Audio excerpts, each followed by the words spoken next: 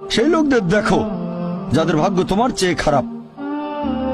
সেই সব লোককে দেখো না যারা তোমার চেয়ে বেশি ভাগ্যবান। তা না হলে তোমরা আল্লাহ তাআলাকে স্মরণ করায় অবহেলা করতে পারো, তা না হলে প্রতিপালকের প্রতি অকৃতজ্ঞ হয়ে যেতে পারো।